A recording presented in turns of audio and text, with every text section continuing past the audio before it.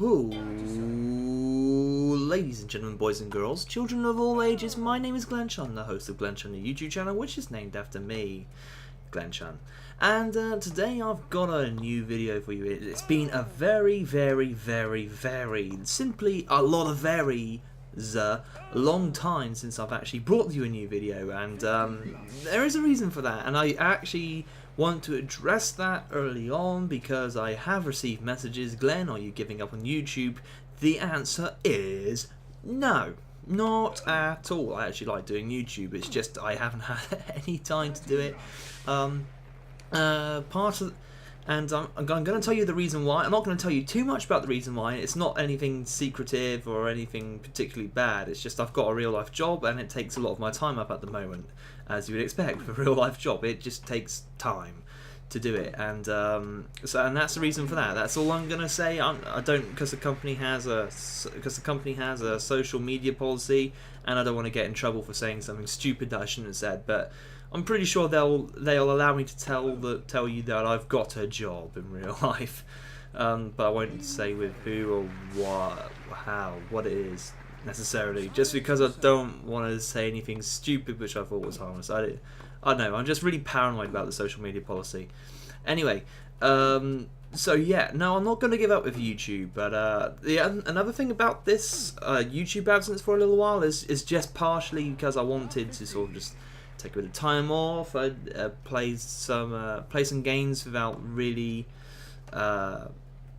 without the pressure of getting a YouTube gameplay, because sometimes I feel like I play differently to how I would when I don't have my Elgato plugged in and ready to rock. That said, I haven't played much Call of Duty in a while, which I mean, the thing with Call of Duty is I'm not really sure how much I'm going to be playing it soon, and plus I'm still yet to get my old video files back, and plus I'm looking into the possibility of doing live streaming, because I want to live stream the Metal Gear Solid series, and that's that really. But for that I need to get the current laptop fixed so I can have my microphone working at the same time as my mouse. Because that's the thing with live streaming, I want to be able to have my mouse working as well as my microphone.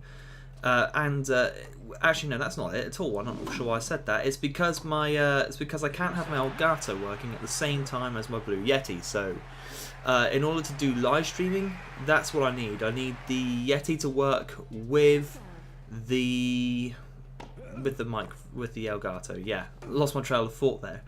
But yeah, because it needs to record the gameplay live, and I need to be able to commentate on it live. The current thing is I've got this USB hub, which technically means they could run together, but you get a lot of spitting effects through the Blue Yeti, so it's not ideal.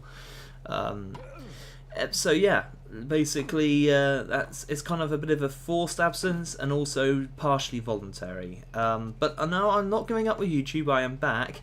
It's kind of ironic that I took this break at this kind of time, because my YouTube channel is going better than ever before. Actually, it's picking up now at a rate, and I feel like I have really done nothing to aid that progress, and I've actually, if anything, hindered it by taking this break. And anyway, I am back now. I am back, and I've got this video from, if you can't tell, Virtua Tennis 4. I am playing as Roger Federer, and the thing is, would I recommend Virtua Tennis to any gaming people who like tennis? Let's say you're a gaming fan, like myself, and you watch tennis. Is this game good for you? Well, it's not bad. Okay, I'm not going to lie and tell you it's absolutely terrible, because it's not. It's average. The thing is, the actual tennis, as far as simulation, no. It doesn't simulate it at all. There's no tennis simulation here in any way, shape or form. It's very much arcade. That said, the overall presentation is pretty nice. It has, you know, the animations of people coming out and stuff, and it's not too terrible. I think I made a bit of a mistake there. I think he beats me in this particular bit of play. Actually, no, I seized control of it. I just came forward and decided to just dominate because Roger Federer's better than Andy Roddick. But that's the thing, it's got loads of styles. Some of them work a lot better than others on this game. The sound effects are there. The graphics aren't the best you can find in a tennis game. They really aren't. You can get a lot better graphics in this. I don't think you can do a full set either. And if you don't like club music or Sega music, then I'd turn the music down if I were you, because it's basically, it plays music loudly and all the time, and it drones. It really does. It drones. I turn it down because I turned it down for this gameplay so you can kind of hear it, but not so loud that it's doing its full effect. And now we're at Wimbledon playing Andreas Seppi. The thing is, this game can be tough at times. It's not an easy game to play, that's for sure. I think I'm playing it on medium settings here, and I'm absolutely destroying it. But the thing is, Roger Federer is by far the best out of the current players you can get. Compared to the legends, it amps the difficulty up like crazy. The legends are a lot more difficult to play than normal people, but this is just the normal players. A couple of normal players I'm facing here, and the thing is, Roger Federer is just the best. He doesn't have any weaknesses really, which makes him extremely easy to play and easy to push your other players around with. Just force them onto their weaknesses, and there you go, you're done.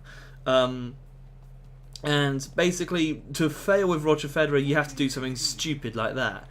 And now in real life tennis, drop shots work quite nicely, but in this game, no, don't ever use a drop shot. It'll just brings them to the net, and then you can just power it away. And I don't know why, but this game really does not like drop shots. And as you can see here, he sort of got me running around. But the thing with Andreas Seppi in this game is his style is so similar to Federer's, in the sense that he's got varied shots. So he wants to play all sorts of different shots. He wants to try and push you around and all that type of thing. And Roger Federer's style is very much just an all-rounder. No matter where I go, I can play well type of style. And look at that. Way!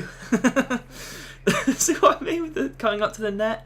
Coming up to the net is just a dominant tactic on this game. If you like to rally from the baseline, there are ways of making it work. If you choose a character like Rafa Nadal, and with a solid defense style, and you just stay at the baseline hitting circle and X, then you're pretty much going to win. Because the longer the rally goes, the more the game sort of tilts it in your favour.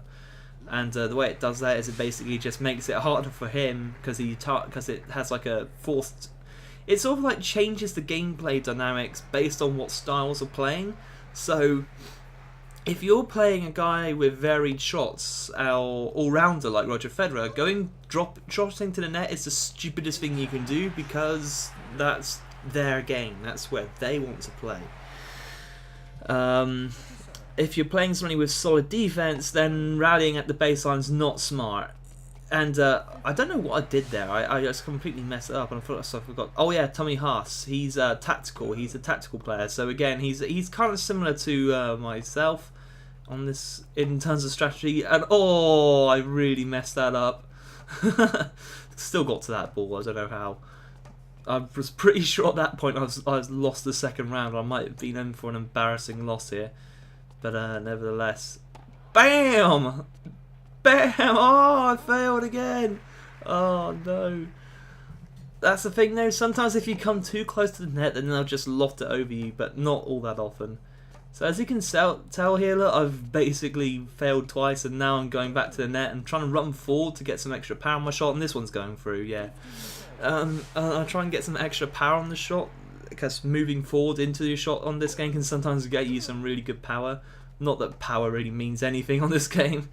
I mean, a lot of the shots just feel totally weedy anyway, but there you go, look, up to the net, and it seems to come through really powerful if it comes in off the bounce.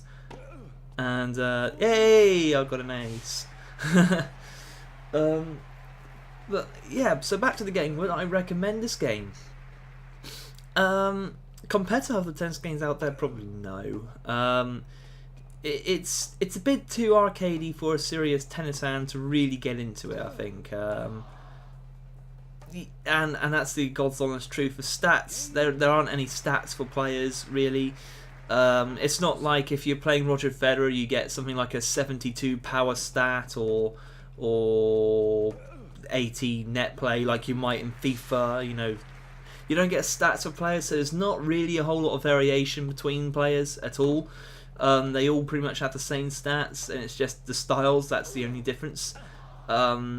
So you basically got to play your style in the match to get the best out of it, and that's basically it.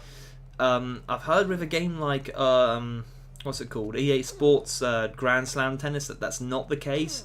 Plus, with Grand Slam Tennis, the graphics are better, and you get actual licensed Wimbledon rather than just the English Open, which is a nice thing. So, I'd say if you really want a good tennis game, then yeah, just I would recommend more Grand Slam Tennis than this game.